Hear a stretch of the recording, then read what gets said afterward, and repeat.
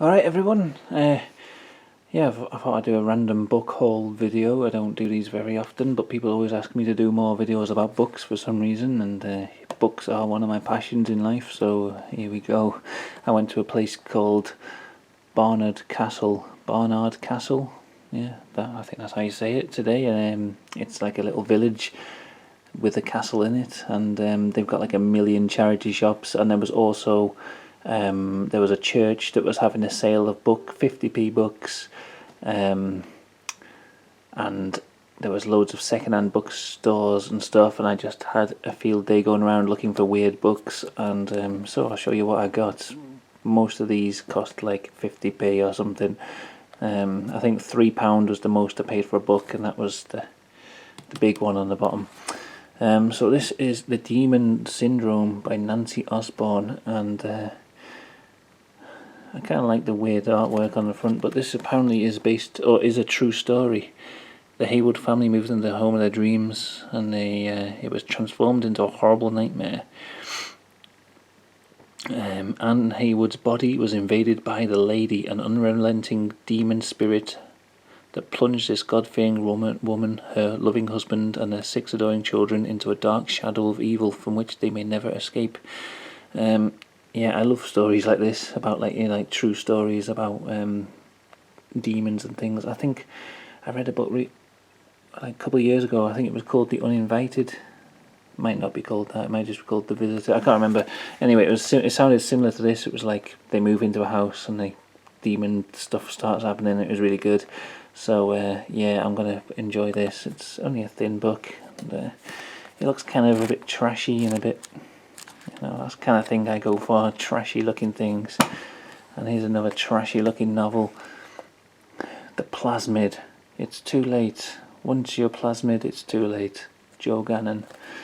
I just looked like the word Holocaust of Horror on the back. I think that's pretty much why I bought it. They took to the sewers in the Holocaust of Horror. Pray you'll never be this scared again. So yeah, this isn't. When was this written? 1990, I think. 1980. Sorry. So I'm gonna see when these were written, because I don't know. 1978. Takes me ages to find when they were written. 1983. That was when I was born. So anyway, what's interesting about this is it says a novelization by Robert Knight based on the screenplay by Joe Gannon, and I had to have a look online when I got home to see what that was all about. Apparently they were planning to make this into a film. It never happened. Didn't get funded apparently, but yeah, it'd be interesting to read. So this was supposed to be a film. It's now only a book, and it's not that well known. Typing in plasmid just gives you a load of sciencey stuff. You've got to search for it. There's only a few sites talking about it. These ones I bought. I buy a lot of books just based on the covers. I really liked these sort of gothic romance covers. They look really corny. I know you can see the vampire fangs here on the guy. But yeah, I really like the artwork on these books. I don't have enough of these gothic romance, and there was I think I read an article in 14 Times about gothic romance books and stuff, and it made me kind of interested in them. And I didn't know who this person is, Chelsea Quinn Yarbrough. I thought, oh, this is just going to be some rubbish. Like, I don't know why, just the cover looked a bit sort of trashy, I suppose, a bit like I say, a bit sort of pulp, a bit of Pulp Fiction. But I looked her up on Wikipedia and stuff, and she's had all these awards for horror writing. The Bram Stoker Lifetime Award and stuff like that. So it might actually, these probably will be quite good books, and it's a whole series about this guy, about this one vampire. I think it follows him. There's all these books about him, but there was only these two in the shop. But yeah, they look interesting, and yeah, I might try and see if I can get the other ones if they're any good. So I don't know how you say his name, Kazuo Ishiguro, Remains of the Day. I've read 2 of his books, the Unconsoled, and it was one of the best books I've ever read in my life. Did I say I've read? Yeah, I've read 2 of his books, and yeah, Unconsoled was amazing, and then I got Never Let Me Go, which was also good. Not as good as Unconsoled though. So I've been always look out for his books whenever I'm around. This one apparently World Book Night, and it's not for sale or something. It's one of them ones where you're meant to just sort of share with people, and it says not for resale. Please give or pass it on to share the experience of reading. But it was actually for sale in the shop, which is naughty, but whatever. It was only £1.50, but anyway, look at this, where it's come from. Her Majesty's Prison, Belmarsh. So this has been read by prisoners, incarcerated people. Yeah, I don't know what it's like. This one is meant to be good. I think all his novels are well regarded, but yeah, this Unconsoled was just amazing. So hopefully that's good as well. So there's another. I've got a few books on execution and torture. It just says essential reading for all gore junkies. So naturally, I was excited by that. And there's not much to say about it really. There's quite a few books like this out there. It's a bit battered, but it was a random charity shop find, and it's got a few hanged alive in chains, all kinds of stuff there. So I didn't find out when these ones were written. It doesn't matter, does it? No one really cares when they were written. I'm sure you could go and have a look. But these are ones that are really old. The Encyclopedia of Witchcraft and Demonology by Russell Hope Robbins.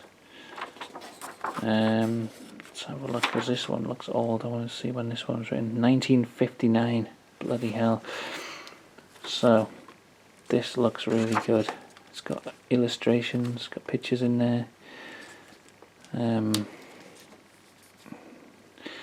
It's not just modern books on the occult and stuff like that. It's all pictures and no content. This is pure content. Look at this. It's like it's a double columns on every page, and just looks like something I could get really engrossed in, and just how old it was and stuff. I think this one was the most expensive book I bought today, £3. This one was the £3 one, but fucking hell, that's worth it, isn't it? Charity shop find. There's Ronwi, the demon who gives knowledge of languages. So yeah, that looks cool. Really, yeah, I love old books about the paranormal. And here's another one. This is the final book. This one cost £2. Pretty much all the others were like 50p. But Phenomena. Look at that, like 70s typeface on there, and Phenomena. The Book of Wonders, and then there's all this stuff that they've got crammed in there.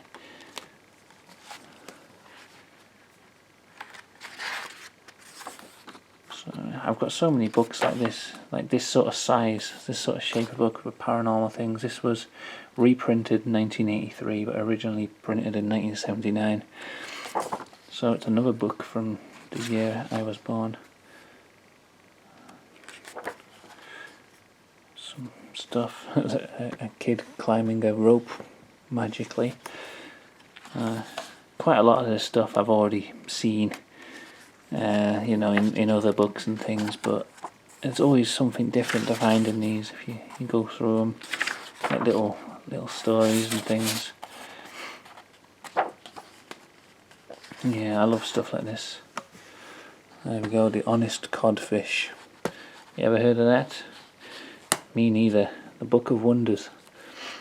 So there we go. I'm going to enjoy these, and yeah, I might try and do more regular videos like this. Well, not regular, because I don't buy a big haul of books like this constantly. Just now and then I find a town with like a crazy amount of secondhand books, and I just go mental buying everything I can find. So yeah, what do you think of my haul? It's pretty impressive, I think. and I'm quite happy with adding that to my library of strange books. Alright, thanks for watching.